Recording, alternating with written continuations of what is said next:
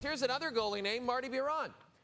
Marty, the Oilers advanced to the Western Conference Final for the third time in 4 seasons. Had I told you just about a week ago that Stu Skinner would have back-to-back shutouts en route to the Oilers clinching this series, would you have believed me?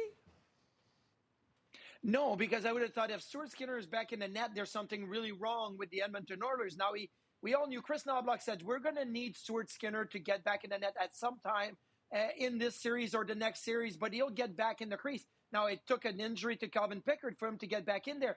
But the first 3 games of the playoffs for Stuart Skinner, the first 2 against the LA Kings and game 3 against the Vegas Golden Knights, Stuart Skinner gave up 6.5 goals above expectations. So he gave up 6.5 goals more than an average goalie would in the National Hockey League. And I'm thinking, this is going to be really hard for the Edmonton Oilers and Stuart Skinner to get back in their winning ways. Well, in the last 2 games, both games shutouts, 3-0 and 1-0.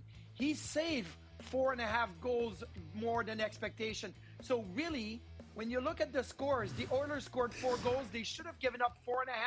That series would have been a completely different series if it wasn't for Stuart Skinner finding his rhythm, finding his game. Now, I get it. The Oilers played extremely well in front of him, but he still had to make the saves. This is a different goaltender in the last 2 games than he was, especially in the Los Angeles Kings series, the first 2 games of the playoffs. So I am so happy for Stuart Skinner, so happy for the Oilers, Chris Knobloch, what they've done.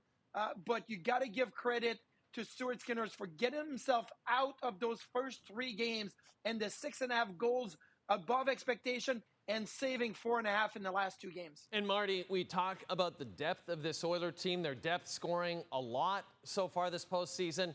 Kasperi Kapanen gets the overtime winner. That's the 13th Oiler forward to score in these playoffs. Yep. Do you think this team's actually better suited to win the Cup than the one that went to 7 games in the Cup final last year?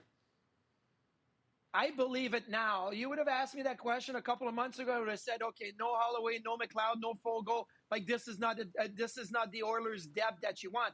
But now you look at all the depth. Kasperi Kapanen gets inserted in Game 4, and he played a really good Game 4, and then he gets rewarded with the goal in Game 5, obviously. But you do have Corey Perry in this second-round matchup against Vegas. Corey Perry has 3 goals.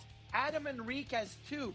You have Draisaitl with 2, I get it. Evander Kane with 2. So you've got 7 goals from Perry, Henrique, and Evander Kane. That is amazing. Kasperi Kapanen gets a goal, but Podkolzin has a goal. McDavid only 1. Wallman, Nurse.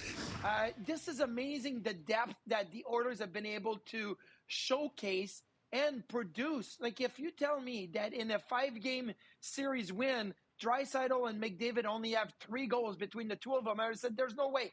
Like, you're going to have McDavid and Draisaitl score 10 goals for them to win a series in 5 games. And it wasn't the case. So I like where the depth is at right now. Connor Brown has been fantastic. So, yes, I think that the Oilers are better suited, and they're proving it, than they were last year.